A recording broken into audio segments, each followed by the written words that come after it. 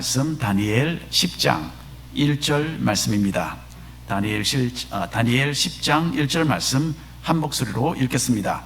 바사왕 고레스 제3년에 한 일이 벨드사살이라 이름한 다니엘에게 나타났는데 그 일이 참되니 곧 큰 전쟁에 관한 것이라. 다니엘이 그 일을 분명히 알았고 그 환상을 깨달으니라. 아멘. 오늘 마지막을 준비하라 라는 제목으로 잠시 하나님의 말씀 함께 생각해 보겠습니다. 마크 저커버그라는 사람이 있죠. 요즘 카와이 섬에 대규모의 공사를 하고 있습니다. 페이스북 회사를 설립한 마크 저커버그는 지난 한 10년 동안 카와이에 큼직큼직한 땅을 구입해 왔습니다. 이제 저커버그는 1400에이크의 땅을 소유하고 있어요. 우리 교회가 위치한 이 마노아 동대로부터 하와이 대학까지, 그리고 온 사방에 있는 모든 주택가를 다 합해 놓은 정도의 크기가 바로 1400에이크가 됩니다. 저커버그는 이 방대한 땅에 수백 명에 달하는 건설 노동자들을 고용해서 12개가 넘는 건물을 지금 짓고 있습니다. 축구장 절반 크기의 저택 2개를 중심으로 해서 고급 주방시설, 또 테니스장, 수영장, 사우나, 체육관 등 갖가지 시설을 위해서 거대한 규모로 지금 공사가 진행되고 있어요.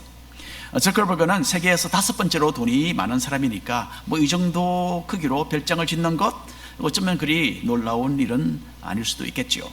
그런데 특이한 것은요, 이 대규모의 공사가 대단한 비밀 속에 진행되고 있다는 점입니다. 수백 명에 달하는 공사장 인부들은요, 자기들이 무슨 일을 하고 있는지에 대해서 외부 사람들에게 절대로 공개하지 않겠다라는 그런 내용으로 계약서에 사인을 해야 했다고 합니다. 일꾼들은 또 각자가 작업하는 그 해당 지역에서 벗어나지 못하게 되어 있고요, 자기가 하는 일에 대해서 다른 일꾼들에게도 언급도 하지 못한다고 합니다. 기자들이 입수한 정보에 의하면 중앙에 있는 2개의 저택 아래로는요, 터널 시설이 되어 있고 지하에는 강철과 콘크리트로 만든 문들이 설치되어 있다고 합니다. 그리고 그 위에 폭탄이 떨어져도 견딜 수 있도록 특별하게 제작된 그런 시설입니다. 또 저커버그는 외부의 도움이 없이 생활이 가능하도록 거대한 물탱크도 설치했습니다. 그리고 이전에 목장으로 사용되던 이 넓은 땅에는요, 외부 사람들과는 완전히 단절된 상황에서도 풍부하게 먹고 지낼 음식물을 생산하기 위해서 갖가지 농사가 이미 활발하게 진행되고 있다고 합니다. 저커버그와 같은 억만장자 중에는요, 어떤 종말론적인 사태를 대비해서 이런 시설을 마련하는 사람들이 있습니다. 몇몇 사람들이 그렇게 하고 있다는 것을 저도 알고 있습니다. 핵전쟁, 사회구조의 붕괴, 대규모의 자연재해, 그리고 전 세계를 휩쓰는 바이러스와 같은 그런 상황이 벌어지면 자기들이 마련해둔 피난처에 들어가서 장기적으로 지내며 살아남겠다라는 그런 계획이죠. 이 사람들은 얼마 전에 코로나 바이러스로 인해서 사람들이 화장지를 놓고 서로 싸웠던 그런 사태보다 훨씬 더 심각한 상황이 앞으로 벌어질 수 있다라고 지금 믿고 있는 것입니다. 그래서 억만장자들은 생활에 필요한 모든 것을 준비해두고 꼭 필요한 의사와 또 기타 전문가들도 섭외해 두었습니다. 그리고 특공대 출신으로 구성된 작은 군대를 고용해서 자기들이 준비한 기지를 외부 사람들로부터 방어하도록 하는 모든 시설과 장비와 전략을 마련해 놓은 상태입니다. 저커버그와 같은 사람들은 장래에 일어날 수 있는 비상사태를 위해서 열심히 준비를 하고 있습니다. 자기 자신이 살아남을 길이 무엇인지 똑똑하니까 그걸 연구하고 여차하면 자기와 자기 가족이 들어갈 수 있는 그런 피난처를 마련해 놓고 있습니다. 자, 이 땅에서의 삶의 모든 것을 건 사람의 모습이 바로 이런 모습입니다. 그런데 이런 차원의 시도는요, 앞으로 닥쳐올 마지막에 대하여는 형편없이 미달되는 수준의 준비일 수밖에 없습니다. 인간 역사의 마지막은 장차 하나님께서 이 땅에 내리실 심판입니다. 그리고 또한 동시에 하나님께서 이루실 영원한 구원이기도 합니다. 비승한 두뇌로 육신의 생존을 위해서 준비하는 사람들과는 달리 마지막을 위해 영적으로 준비하는 지혜로운 우리 모든 성도님들이 되시기를 바랍니다. 먼저 1번 함께 읽겠습니다. 기도의 응답. 다니엘은 어린 시절에 자기가 살던 유다 나라가 멸망하는 것을 보았습니다. 그리고 다니엘은 전쟁포로가 되어서 바벨론 나라로 끌려갔죠. 하나님의 지혜로 충만했던 다니엘은 그 후 약 한 70년 동안 이방 나라에서 왕을 받드는 신하로 섬겼습니다. 그동안에 이 나라의 왕들이 여러 차례 바뀌었고요, 나중에는 바벨론 나라 그 자체도 망하게 됩니다. 그리고 이어서 바사 왕국이라는 새로운 나라가 들어서게 되죠. 이렇게 긴 세월 동안 하나님은 다니엘의 위치를 견고하게 지켜주셨습니다. 타향에서 목숨이 위태한 여러 가지 위기가 있었죠.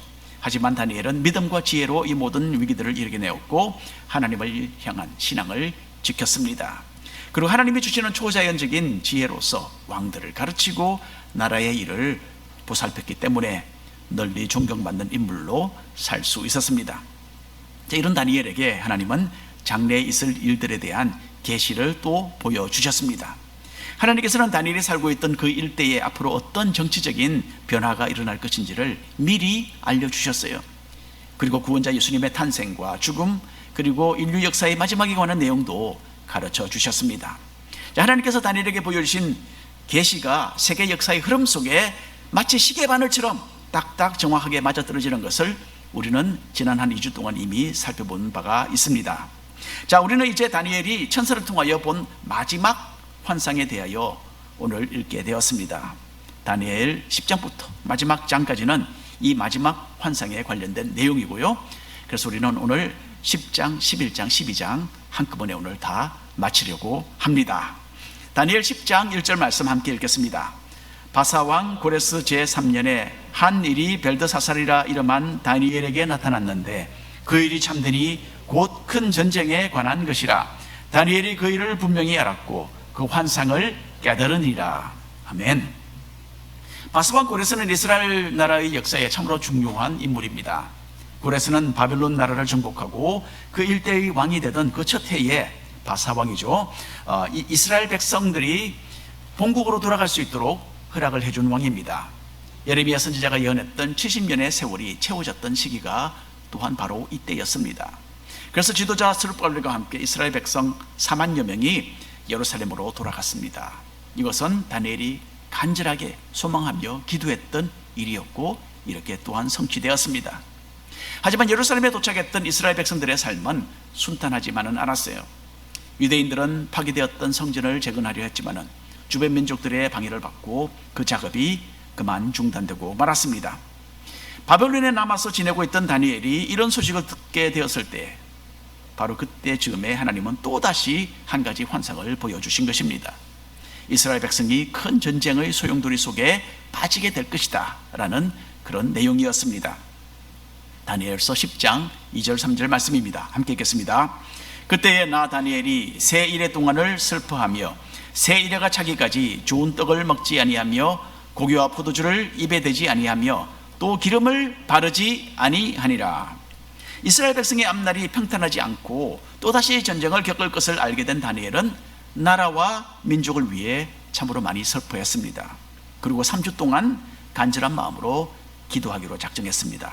그 기간 동안 다니엘은 좋은 음식을 먹지 않았다라고 합니다. 21일 동안 음식을 줄여서 먹는 부분적인 금식을 했던 것으로 그렇게 보입니다. 자, 우리가 인도에서 선교사로 일하고 있을 때에 나병 환자들의 자녀들을 맡아서 기르는 어린이집에서 잠시 사역을 했던 적이 있습니다. 어느 날 어린이집 원장의 아내 되신 아주머니께서 자기는 요즘 특별한 기도 제목이 있는데 그래서 앞으로 40일 동안 나는 금식을 할 것이다, 그렇게 말씀을 하시는 거예요. 자, 저희들은 그 말을 듣고 깜짝 놀랐습니다. 이전에는 간혹 한국 목사님들이 큰 결심으로 40일 금식을 하기도 했죠. 저 같은 새끼 목사들은 그렇게 하지 못하는데 대단한 목사님들 그렇게 하셨습니다. 그런데 이 어려운 일을 이분이 하겠다고 하니까 놀라지 않을 수 없는 거죠, 그렇죠? 자, 그런데 그 다음날 보니까 그 아주머니는 우유와 설탕을 잔뜩 넣은 인도식 차이를 마시고 계시는 거예요. 그리고 또 얼마 후에 보니까 오렌지 주스도 꺼내서 마시고 계세요. 우리는 잠시 이렇게 할 말을 잊었습니다. 그리고 조심스럽게 그 아주머니에게 물어봤죠. 아니 40일 금식을 할 것이라고 하셨는데 혹시 안 하기로 결정을 하셨나요? 그런데 그 아주머니의 대답은 더더욱 놀라웠습니다. 자신은 앞으로 계속 40일 동안 금식을 할 것이다, 그렇게 말씀하시는 거예요. 계속. 여러분, 이 아주머니는 우리와는 전혀 다른 개념의 금식을 하고 있었던 거예요. 우리는 금식이라고 하면 전혀 음식을 먹지 않고 그냥 물만 마시는 걸로 생각을 하고 있습니다. 하지만 이분은 정상적인 식사를 하지 않는 것을 금식으로 여겼던 거예요. 그러니까 식사는 하지 않지만은 간단한 간식, 뭐 조금 크래커도 조금 먹고 차이나 주스도 좀 마시면서 기도하는 그런 금식을 하고 있었던 것입니다. 그때 저는 금식에 대한 새로운 이해를 가지게 되었어요. 금식은 꼭 이렇게 해야만 한다라는 그런 규정이 있는 것이 아닙니다. 금식은 다양한 방법으로 할 수 있어요. 음식과 함께 물도 마시지 않는 정말 심각한 그런 금식을 할 수도 있고요. 보통 한국 분들은 그렇게 하지 않았죠. 한국 분들은 또 반대로 어떤 종류의 음식을 피하는 부분적인 금식도 얼마든지 가능한 거예요. 금식에 대한 정의가 무엇인가라는 문제를 떠나서 어떤 모습으로 하든지 간에 기도하기 위하여 육신에 조금이라도 제재를 가하는 것 그 자체가 바람직한 일이라 하겠습니다. 믿음의 사람 다니엘도 민족과 나라를 위해서 간절한 마음으로 3주 동안 이렇게 부분적인 금식을 하며 하나님께 매달렸습니다. 그리고 하나님께서는 다니엘에게 천사를 보내셔서 기도의 응답을 해주셨어요. 다니엘은 자기가 만난 천사에 대해서 이렇게 묘사하고 있습니다. 한번 읽어보겠습니다. 다니엘 10장 6절 7절 말씀입니다. 또 그의 몸은 황옥 같고 그의 얼굴은 번갯빛 같고 그의 눈은 횃불 같고 그의 팔과 발은 빛난 목과 같고 그의 말소리는 무리의 소리와 같더라. 이 환상을 나 다니엘이 홀로 보았고 나와 함께한 사람들은 이 환상은 보지 못하였어도 그들이 크게 떨며 도망하여 숨었느니라. 여기에 천사는 엄청나게 영광스러운 모습으로 다니엘 앞에 척 나타났습니다. 천사는 금빛이 나는 살결을 가지고 있었어요. 그리고 번개를 연상케 하는 얼굴을 하고 있었습니다. 상상이 가십니까? 얼굴이 번개와 같이 생겼대요. 천사는 금빛이 나는 그런 살결, 번개의 얼굴, 그리고는 강렬하게 불타는 듯한 눈을 가졌고요, 웅장하고 수많은 사람들이 동시에 말하는 것과 같은 그런 소리를 내는 그런 목소리를 가진 정말 대단한 존재였던 것입니다. 하나님 앞에 참 특이하게 의로운 모습으로 살았던 다니엘도 이 천사의 순수함과 영광 앞에서는 그만 힘을 잃고 자신의 몸이 썩어 들어가는 것과 같은 그런 느낌을 받았다라고 합니다. 자, 그때 다니엘과 함께 있었던 아마 기도의 동료들이겠죠. 그 사람들은 천사의 모습을 보지는 못했지만은 어떤 강력한 존재가 함께 한다라는 그런 임재를 느꼈고 참으로 상상하기 힘든 그런 두려움 때문에 그 자리에서 도망쳤다라고 합니다. 이 천사의 영광 때문에 다니엘은 기운을 잃은 채 얼굴을 땅에 대고 쓰러져 있었어요. 그때 천사는 다니엘을 일으켜 세워주면서 용기를 주었습니다. 그리고 다니엘에게 하나님의 말씀을 전달하기 위해서 온 천사가 이렇게 말을 하기 시작했습니다. 12절 이하 말씀 함께 읽겠습니다. 그가 내게 이르되 다니엘아 두려워하지 말라. 네가 깨달으려 하려 내 하나님 앞에 스스로 겸비하게 하기로 결심하던 첫날부터 내 말이 응답받았으므로 내가 내 말로 말미암아 왔느니라. 그런데 바사 왕국의 군주가 21일 동안 나를 막았으므로 내가 거기 바사 왕국의 왕들과 함께 머물러 있더니 가장 높은 군주 중 하나인 미가엘이 와서 나를 도와주므로 이제 내가 마지막 날에 내 백성이 당할 일을 내게 깨닫게 하러 왔노라. 아멘. 하늘에 어떤 우리가 알지 못하는 신비한 그런 상황이 전개되고 있다는 것을 우리가 여기서 좀 읽어볼 수 있습니다. 그리고 자세한 것은 알 수가 없어요. 하지만 우리 눈에 보이지 않는 이 영적인 세계에도 전쟁이 벌어지고 있는 것입니다. 마치 지금 중동 지역에 그리고 우크라이나와 러시아 사이에 전쟁이 있는 것처럼 영적인 세계에도 전쟁이 있습니다. 하나님의 백성을 위하여 싸우는 천사들이 있는가 하면 세상 나라들 배후에 활동하며 영향력을 발휘해서 하나님의 백성들을 무너뜨리려고 애를 쓰는 악한 영들도 있는 것입니다. 사탄은 공중의 세력을 장악하고 있고요, 자신의 부하들을 여러 곳에 배치시켜 두었습니다. 이렇게 해서 마귀는 하나님을 향한 우리 믿는 사람들의 신앙생활을 방해하고 있습니다. 반면에 미가엘과 같은 선한 천사들은 하나님의 백성들이 위기를 잘 모면해 나갈 수 있도록 배후에서 싸워줍니다. 모든 일이 하나님의 백성에게 유리하게 풀릴 수 있도록 그렇게 도와주고 있는 것입니다. 그래서 선하고 또 악한 천사들이 서로 힘을 기울여서 싸우는 것의 결과에 따라서 우리가 영적으로 형통할 수도 있고 또는 패배할 수도 있습니다. 우리 자신을 위해서 기도하고 또 다른 사람을 위해서 중보하는 것이 얼마나 중요한 것인지를 잘 보여주는 말씀이라 하겠습니다. 그래서 사도 바울도 에베소서에 보면 이렇게 말을 했습니다. 함께 읽겠습니다. 6장 12절 말씀. 우리의 씨름은 혈과 육을 상대하는 것이 아니요 통치자들과 권세들과 이 어둠의 세상 주관자들과 하늘에 있는 악의 영들을 상대함이라. 아멘. 그래서 여러분, 마귀의 권세가 아무리 강해도 마귀는 하나님의 허락하심 가운데 임시적으로 활동을 하고 있는 것입니다. 그리고 공중에서는 천사들이 성도들을 도와주기 위해서 이런 악한 영들과 치열한 싸움을 하고 있습니다. 다니엘서에 나오는 미가엘과 또 가브리엘, 이런 천사들을 비롯한 하나님의 천사들은 악한 영들과의 싸움에서 이기고 있다라는 것을 우리는 읽어볼 수 있는 거죠. 하지만 죄와 어둠에 빠져 사는 이 세상을 지배하는 악한 영들 때문에 우리의 기도에 대한 응답은 지연될 수도 있다라는 것입니다. 다니엘의 경우를 보면 금식하면서 기도를 하기 시작했던 그 첫날에 하나님의 응답이 내렸어요. 그리고 천사가 파견되었습니다. 하지만 이 천사가 악한 영의 세력을 물리치고 다니엘에게까지 도착하기까지는 21일의 시간이 걸려야만 했던 것입니다. 다니엘도 21일 동안이나 지연된 응답을 받았다면 우리는 더더욱 인내하면서 기도해야 할 것입니다. 예수님께서도 실망하지 말고 인내하면서 계속 기도해야 한다라고 그렇게 가르치셨습니다. 더 깊은 신앙의 자리로 나가기 위해서 우리는 기도해야 합니다. 그리고 특별한 문제를 앞두고 있거나 또 더 진실하게 하나님을 예배하며 섬기기 원할 때에 우리는 금식을 하면서 기도할 수도 있습니다. 우리 각자가 영적인 잠에서 깨어나서 열심을 품고 주님의 제자로 살게 되도록 기도하시기 바랍니다. 또 우리 가족들이 주님께로 나오고 믿음으로 하나 되도록 위해서 우리는 기도해야 합니다. 그리고 교회가 하나님의 사명 잘 감당하도록 위해서 열심히 기도해야 합니다. 주님은 다니엘과 같이 기도하는 사람을 기뻐하십니다. 그리고 하나님은 간절한 마음으로 하나님의 백성의 앞날을 위해서 간구하고 마음을 쏟아서 기도하는 사람들을 지금도 찾고 계십니다. 우리 개인과 가정과 주변에 있는 믿음의 식구들을 위한 기도의 고삐 놓치지 말아야 합니다.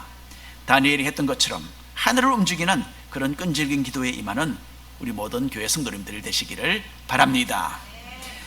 2번 함께 읽겠습니다. 마지막을 기다리라. 다니엘의 기도에 대한 응답으로 하나님의 보내심을 받은 천사는 다니엘의 때로부터 200~300년 동안 이 지역에 일어날 나라들에 대해서, 이 지역에 다시 세워질 나라들에 대해서 참으로 자세하게 설명하기 시작했습니다. 그리고 다니엘 11장에 기록된 이 나라들에 대한 예언은요, 세계 역사 속에 아주 정확하게 성취되어 갔습니다. 바벨론 왕국을 멸망시킨 바사 나라가 장차 망하게 될 것인데 그 후에는 헬라 왕국이 이 일대를 통치하게 될 것이다 라고 천사가 말을 했어요. 예측을 했습니다. 그대로 이루어졌습니다. 그리고 헬라는 4개의 나라로 분리될 것인데 이것도 세계 역사에 그대로 이루어졌어요. 다니엘 11장에는 그 중에 2 나라에 대해서 아주 상세하게 기록이 되어 있습니다. 다니엘 11장 5절 6절 말씀 함께 읽겠습니다. 남방의 왕들은 강할 것이나 그 군주들 중 하나는 그보다 강하여 권세를 떨치리니 그의 권세가 심히 클 것이요 몇 해 후에 그들이 서로 단합하리니 곧 남방왕의 딸이 북방왕에게 가서 화친하리라. 그러나 그 공주의 힘이 쇠하고 그 왕은 서지도 못하며 권세가 없어질 뿐 아니라 그 공주와 그를 데리고 온 자와 그를 낳은 자와 그때에 도와주던 자가 다 버림을 당하리라. 여러분, 세계 역사의 이 모든 예언의 말씀은 아주 정확하게 이루어졌습니다. 헬라 시대의 남방나라와 북방나라는 이스라엘 백성들의 삶에 참으로 지대한 영향을 끼쳤습니다. 본국으로 돌아와서 정착했던 이스라엘 백성들이 살고 있던 예루살렘을 경계로 해서 남쪽과 북쪽에는 각기 다른 헬라 왕조들이 권력을 행사하며 다스렸어요. 이 2 헬라 왕국의 계속되는 마찰 속에서 위치적으로 중간에 딱 껴있던 이스라엘 민족의 고통은 끊어지지 않았던 것입니다. 천사는 결국 북방나라의 왕이 이 일대를 장악할 것과 또 이스라엘의 예루살렘 성전을 더럽힐 것이다, 그렇게 다니엘에게 미리 알려줍니다. 안티오쿠스 에피파네스 왕은 이스라엘 민족의 역사에 악명 높은 원수였습니다. 이 사람은 예루살렘 성전에 유대인들이 가장 부정하게 여기는 돼지를 잡아서 제사를 드렸어요. 그래서 그 성전을 완전히 더럽힌 사람입니다. 또 예루살렘의 헬라의 제우스 신을 위해서 제단을 만들기도 했어요. 다니엘 11장 31절 말씀 함께 읽겠습니다. 군대는 그의 편에 서서 성소 곧 견고한 곳을 더럽히며 매일 드리는 제사를 폐하며 멸망하게 하는 가증한 것을 세울 것이다 라고 합니다.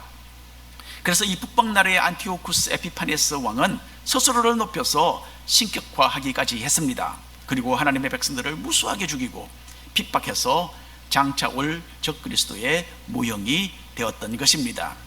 천사는 다니엘에게 이 북방나라 왕이 결국 하나님의 심판을 받게 될 것이다, 그렇게 말해줍니다. 자, 여러분, 신앙생활은 영적인 전투입니다. 마귀는 우리에게 그리 호락호락하지 않습니다. 올바른 믿음을 유지하기 위해서는 때로는 피나는 영적 전쟁을 싸워야만 합니다. 심각한 박해와 고난 속에서도 굴하지 않았던 이전 시대의 신앙인들처럼 굳은 믿음의 결단을 가지고 매일의 삶에 신실하게 임하시기를 부탁드립니다. 자, 또한 다니엘서에서 볼 수 있는 것은요, 이런 악한 세력이 날뛰는 것은 그냥 한때뿐이다 라는 점입니다.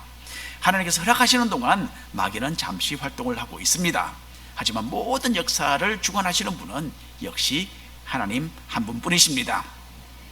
이제 다니엘 12장에 우리가 넘어가겠습니다. 10장, 11장, 이제 12장으로 뛰어 넘어갑니다. 천사는 이제 먼 훗날 이 세상의 역사를 종결하는 그 마지막 때에 대해서 다시 한번 다니엘에게 예고를 해줍니다. 읽어보겠습니다. 다니엘 12장 2절 3절 말씀입니다. 땅의 뒷걸 가운데서 자는 자 중에서 많은 사람이 깨어나 영생을 받을 자도 있겠고 수치를 당하여서 영원히 부끄러움을 당할 자도 있을 것이며 지혜 있는 자는 궁창의 빛과 같이 빛날 것이요 많은 사람을 옳은 대로 돌아오게 한 자는 별과 같이 영원토록 빛나리라. 아멘. 믿는 자의 구원이 지금 언급되고 있고요, 죽은 사람이 부활해서 영생으로 또는 영원한 지옥의 부끄러움으로 들어간다 라는 말이 여기에 기록되어 있습니다. 여러분, 이것은 분명히 이 세상의 마지막에 관한 내용입니다. 다니엘 시대로부터 한 200~300년 후에 300~400년 후에 일어날 일이 아닌 거예요. 이거는 분명히 이 세상의 끝에 관한 이야기입니다.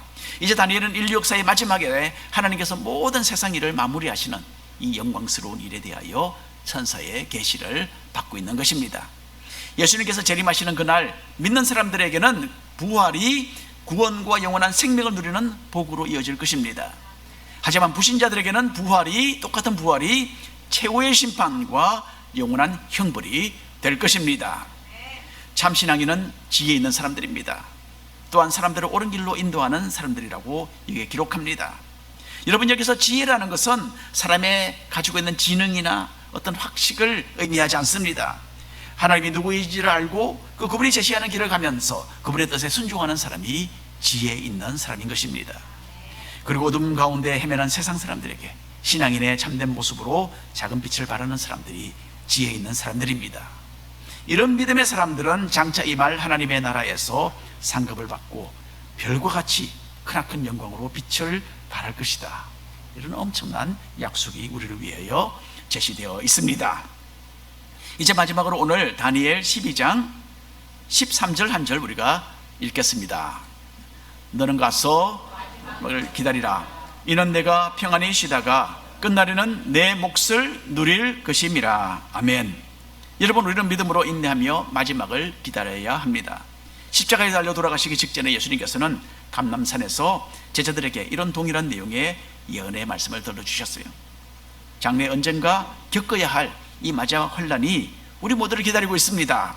자, 이것이 우리 사는 날 동안 이루어질 것인지 아니면 후세에 일어날 일인지는 아무도 모릅니다. 하지만 이런 혹독한 핍박의 재난의 시간이 올 것이라는 것은 분명한 사실입니다. 다니엘이 예언했고 무엇보다도 우리 주님께서 그렇게 말씀하셨습니다. 하지만 우리는 전혀 불안한 마음을 가질 필요는 없습니다. 하나님의 천군 천사가 우리를 호위할 것입니다. 그리고 하나님의 책에 이름이 기록된 백성들은 결국 구원을 받을 것이라는 이런 분명한 약속이 기록되어 있기 때문입니다. 악의 세력이 범람해 와도 인내하면서 믿음으로 이기는 사람들을 위하여 하늘의 복이 예비되어 있다는 것을 믿으시고 담대한 마음 가지시기 바랍니다. 오늘 결론에 말씀드립니다. 우리는 일이 잘 풀리고 좀 좋은 일이 생기면 기분이 좋고 또 많이 기뻐합니다. 하지만 이런 일보다는 더 우리에게 큰 기쁨을 안겨주는 것은 우리가 하나님의 자녀가 되어서 생명책에 이름이 기록되어 있다는 것을 깨달을 때에 그렇습니다. 이 살아있는 소망은요, 우리로 하여금 이 세상을 이기고 마지막까지 잘 장식하는 그런 믿음의 근거가 되는 것입니다. 1953년도에 인류 역사상 처음으로 에베레스트 산 정상을 올랐던 힐러리라는 남자분이 있었습니다. 지금부터 65년 전에 힐러리가 거의 지금부터 한 70년 전이죠. 70년 전에 힐러리가 에베레스트 산을 정복했을 때에 가장 마지막으로 해야 했던 것은 산 정상 바로 앞에 수직으로 딱 놓여 있는 12m 되는 큰 얼음벽을 오르는 것이었다라고 합니다. 자, 그 얼음벽을, 얼음만 있는 거예요. 그 벽을 12m로 올라가다가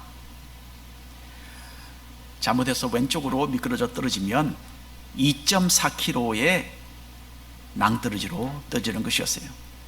또 만일에 잘못 오른쪽으로 떨어지면 3km 낭떠러지로 떨어지는 참으로 위험천만한 곳이라고 합니다. 힐러리는 죽음이 눈앞에 서성거리는 것을 보면서 이 절벽을 올랐어요. 그리고 눈 덮인 에베레스트 산 정상에 성공적으로 오른 힐러리는 지구상에서 가장 높은 곳에 서서 그 위에 자기의 품속에서 작은 십자가를 하나 꺼내서 거기에 그 십자가를 남겨놓고 산을 내려왔다고 합니다. 여러분, 이렇게 주님의 십자가를 가슴에 품고 사는 우리는 장차올 세상의 마지막을 잘 준비하고 있는 사람들입니다. 어떤 사람들은 마지막을 준비한답시고 난공불락의 요새를 만들고 있습니다. 또 어떤 사람들은 땅속 깊은 곳에 터널을 만들고 비상식량을 산더미처럼 쌓아두고 있습니다. 하지만 마지막 날에 다시 오실 주님을 위해서 마음의 보좌를 예비해두고 사는 사람이 진정으로 마지막을 잘 준비하는 사람들입니다. 재림하실 주님을 언제든지 환영해 드릴 그런 만반의 준비를 갖추고서 기도로 영적인 전쟁에서 승리하는 그런 믿음의 사람들이 모두 다 되시기를 축원합니다. 기도하겠습니다. 하나님, 오늘도 주님께서 주신 말씀을 우리의 마음에 새기기를 원합니다. 마지막을 잘 준비하며 살아가게 하여 주시고 기도로서 무장하게 하시고 늘 깨어있도록